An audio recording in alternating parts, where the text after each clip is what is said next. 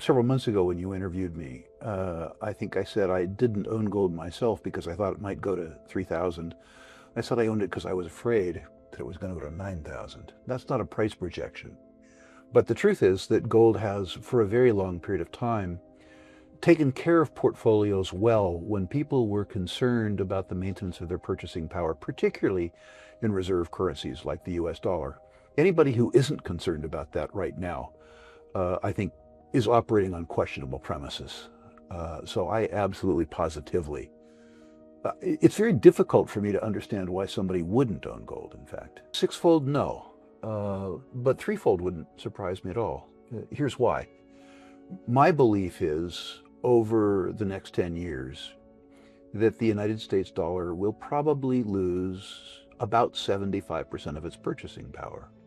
I say that because the on-balance sheet liabilities of the US government are in excess of $30 trillion net.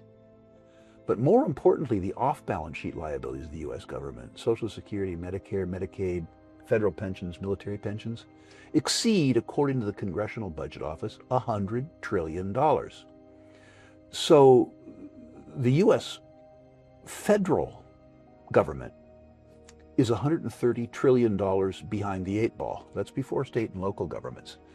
To put that into context, gross revenues for the US government are $5 trillion a year. So the debt is what, 26 times gross revenues before any expenditures? We had a circumstance like this before, although not as dramatic, in the decade of the 70s, and the US dollar lost 75% of its purchasing power. My suspicion is that the way that we deal with all of these entitlement liabilities is that we honor the nominal obligations while we inflate away the net present value. If you take down the purchasing power of the US dollar by 75% without a real move in the gold price, you triple the gold price in dollar terms. And that's precisely what I think is going to happen. By the way, I take no particular pleasure in this. The set of circumstances that causes very strong gold rallies are usually very harmful to the rest of one's life and one's portfolio. And my life is quite good. I would prefer that I didn't have to have this kind of concern. But it's very difficult looking at the arithmetic around on and off balance sheet liabilities in the US and not be concerned about the maintenance of purchase power of the dollar. I think you could see, as long as you're giving me a reasonable period of time, 5 years or so, I think it could easily go to 9 or 10 or 12. I'm not saying it will, but I'm certainly buying it in anticipation of the deterioration of the purchasing power of the US dollar by really substantial magnitude, 75% decline, like we had in the decade of the 1970s. By the way, that number doesn't come from some cranky old libertarian. That number comes from the Office of Management and Budget. It's a government number, not my number. It's important to remember history, and it's important to remember why history occurred. If you put the arithmetic of US government debt and deficits in the context of history, you have reason to be very, very, very nervous. And in that context, understand that $10,000 gold isn't today's $10,000. It's the $10,000 then. But if you had your choice after 5 years of having $10,000 gold or having had $10,000 drawing 4% interest, clearly you would prefer the former to the latter. If you're a central banker, by the way, buying gold is a very hard thing to do emotionally, because gold calls into question the very premise of central banking. Traditionally, central bankers have preferred to own treasury securities issued by other central banks because it legitimizes central banking. But things changed, as you suggest. The United States decided to weaponize the dollar through the extraterritorial imposition of U.S. will in the SWIFT banking system, and then, of course, by, irrespective of your belief in U.S. foreign policy, by stealing $300 billion worth of Russian gold. I think that in particular China, given the size of the economy and the importance of exports to the Chinese economy, has no choice but to go to gold. They look at the U.S. government as one that they are in a period of increased conflict with, and they look at the predisposition of the U.S. government to weaponize the world's reserve currency. And they also look at the US 10-year Treasury paying 4% in a currency where, from their point of view, the purchasing power is declining by 7.5%. And they say, now wait a minute, we're giving seniorage to the US government who doesn't like us, and we're losing 350 basis points of real yield a year. This is a bad deal politically, and it's a lousy deal arithmetically. Against that, you look at any other currency they can trade in. Just how many rubles would the Chinese like, right? The answer is not very many.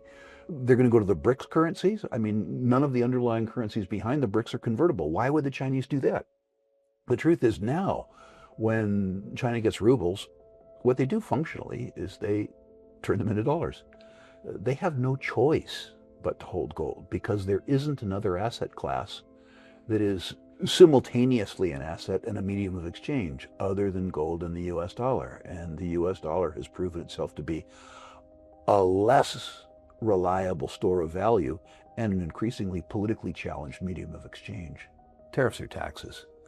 The idea that you put a 25% tariff, as an example, on Canadian goods coming to the US, and that doesn't flow through to the US consumer.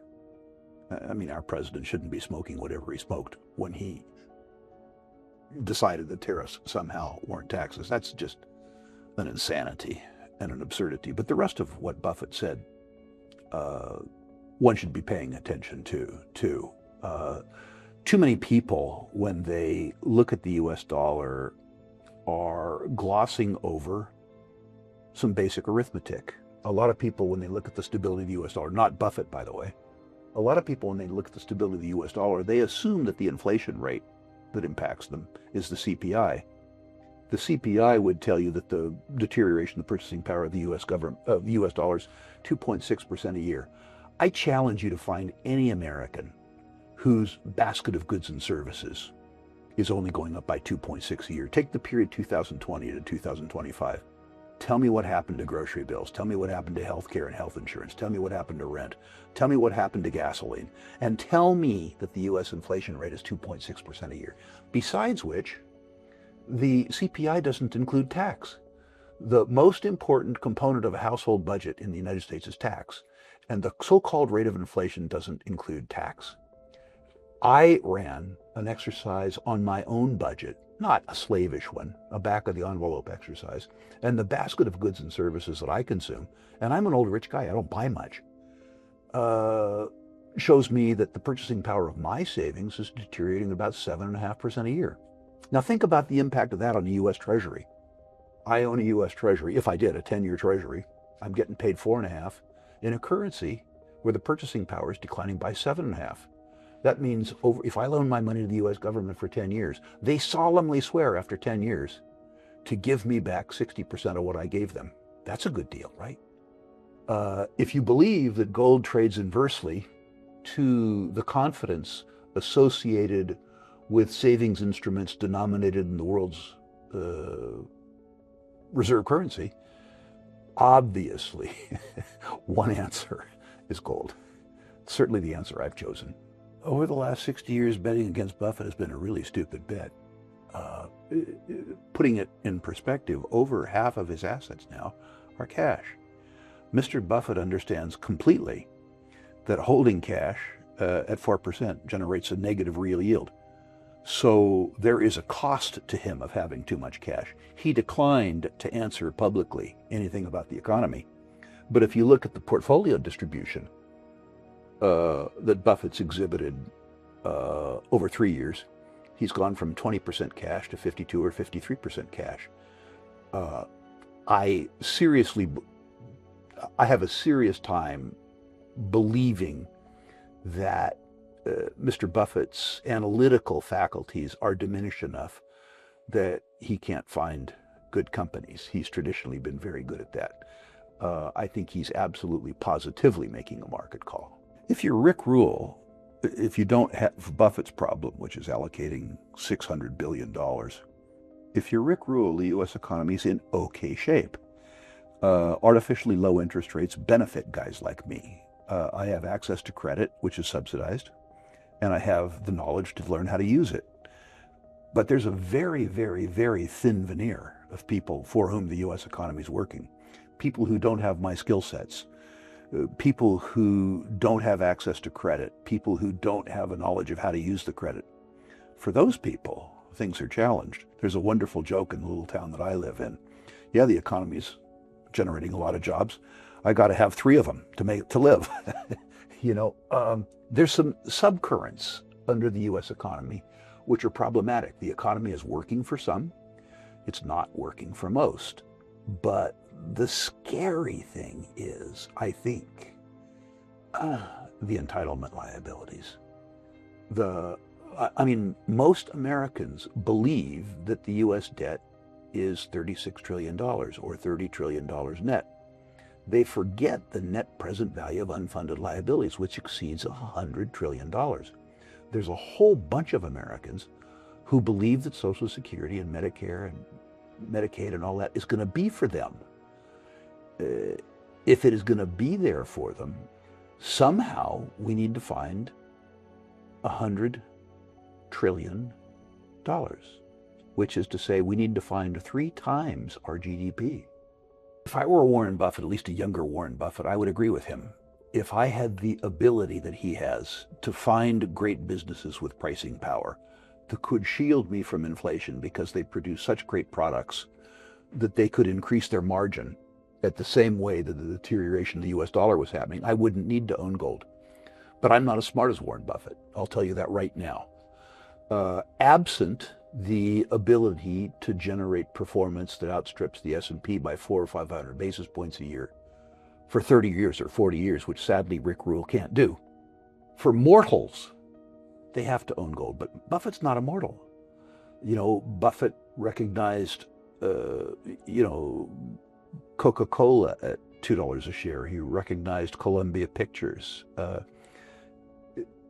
We'll see, assuming that Buffett has 5 or 6 years left in him, what his feeling is if his cash hoard grows to 70% or 75% of total funded capital at Berkshire Hathaway. It may be that the circumstance compels even Mr. Buffett to own the pet rock.